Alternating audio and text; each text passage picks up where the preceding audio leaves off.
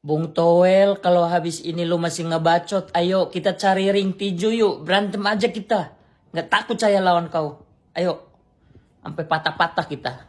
Jadi Mereka kalau sudah kalah, spend siapa yang harus tanggung jawab? Begini. Semua. Justin Hubner yang No. Gini. atau Marcelino yang dituduh egois? Saya berikan gini. Tidak ada proteksi loh pada pemain. We win as a team and we lose as a team. Kita menang sebagai tim dan kalah Kalau sebagai menang, tim. kecenderungannya nih sekarang, Ya. itu menang karena Sinteyong. Tapi kalau kalah karena salah pemain. Karena blendernya Justin Hubner. Karena egoisnya Marcelino. Itu kan fakta juga yang beredar. Yang saya mau luruskan. Makanya pertanyaannya, kalau kita bicara naturalisasi itu bagus, kan terbuka juga kemungkinan bahwa pelatih lain pun bisa bikin bagus. Karena satu, Jordi Amat, Sandy Walsh. Naturalisasi dan diaspora ya jumlahnya. Elkan Bagot, Sain Patinama, Rafael Struijk, Ivar Jenner, Justin Hubner, Tom Haye, Ragnar, Martin Paes sekarang masuk, akan ada lagi. Ya, ada 12 pemain. Begini. Artinya, apakah cuma Sinteyong yang bisa bikin bagus? Pemain yang baik itu juga perlu ada pelatih yang baik pula. Jadi tidak bisa kita bilang, oh ini gara-gara pemain, oh ini gara-gara pelatih. Remember, this is about team. It takes two to tango. Ya kan, kalau pemainnya bagus, tapi tidak ikuti arahan pelatih juga akan skemanya akan tidak baik gitu loh. Oke. Begitu juga dengan pelatih. Misalnya pelatihnya kurang begitu baik, pemainnya baik, juga kurang bisa mengangkat gitu. Oke, jadi pelatih juga kelas internasional, Bung, soal disiplin juga kita penting. jangan kan? melihat Dari- ini satu lebih daripada sudut sekedar saja. taktik. Oh, Oke. ini pemain naturalisasi. Pertama, kosakata pemain naturalisasi itu oksimoronik. Karena naturalisasi itu proses. Sedangkan kalau proses itu dia belum final. Hasilnya itu adalah WNI. Ketika dia sudah WNI, dia dipanggil timnas, dia adalah pemain Kan kalau timnas. secara sepak bola kita nggak bicara soal itunya. Iya, tapi maksud saya seperti ini. Kita menang sebagai tim nasional, kita kalah sebagai tim nasional. Sekarang pertanyaannya, Oke. waktu kalah dari Qatar, betul ada wasit yang kurang, katakanlah buat kita kurang Sedikit fair, memihak lah kurang ya. ini ya. Itu yang munculkan, ini komedi bukan pertunjukan sepak bola. Nggak ada analisis bolanya. Jadi kalau secara bola, nggak ada vitamin bola dari ucapan Ya, Sinteyong. makanya tadi Mohon saya maaf. mengkritik bahwa Sekarang kalau tadi analisa bola. dikatakan bahwa pelatih bertanggung jawab di lapangan, ini harusnya ketika ada kegagalan pelatih bertanggung jawab. Ini yang harus dilakukan dan pelatih harus menerima masukan. Dan saya ngamati itu, gitu loh. Sekarang kita mau ngomongin sepak bola. Kita hari ini masih membahas naturalisasi.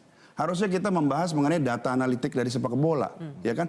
Naturalisasi menjadi suatu hal yang kontroversial di tanah air, sedangkan di luar negeri adalah suatu hal yang lazim. Tim sebesar Spanyol melakukannya, sebesar Inggris melakukannya, Pernah ada sebanyak Italia. Indonesia nggak naturalisasinya? Loh, Maroko itu 20 pemain. Tapi hasilnya? Kan Hasilnya beda juara kali. 4 Piala Dunia. Nah, kita? Lah kita baru mau mulai.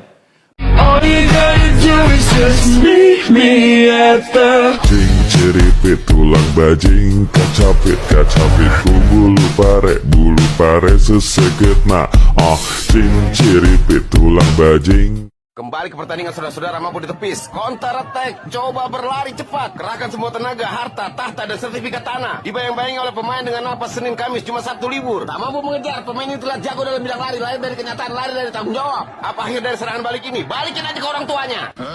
Gini Bung, Indonesia menang 2-0 atas Saudi Arabia. Itu sejarah. Dan banyak yang mencatat Indonesia tampil tanpa celah dalam menyerang dan bertahan.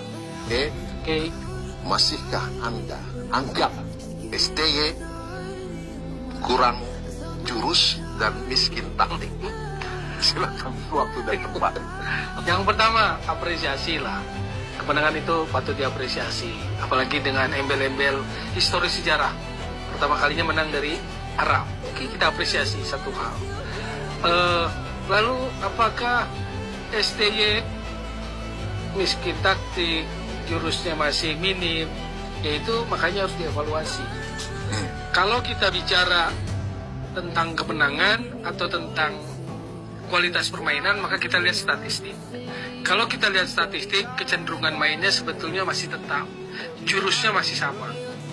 Parkir bus. Bertahan, nggak parkir bus banget kalau kemarin. Kemarin kan menang betul counter attack dua-duanya. Satu serangan Arab dari sisi kanan, hilang bola, agak ditarik sama Tom Haye di area penalti. Calvin Verdong dapat bola, lempar ke Marcelino kerja sama Ragnar, 1-1 cutback masuk. Yang kedua dari sisi kanan, hilang bola, set pieces Arab, heading dari bawah, Verdong bisa dapat dari kanan, makanya Verdong menyusur kan, counter attack. Jadi secara permainan gak ada yang berubah dari pakem STY. Compact defense, retreat ke bawah, rebut bola, counter attack.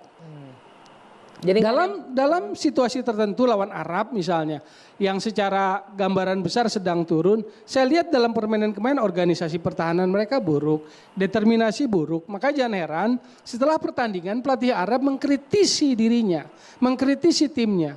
Tim kami bermain dalam intensitas yang seolah-olah ini pertandingan uji coba.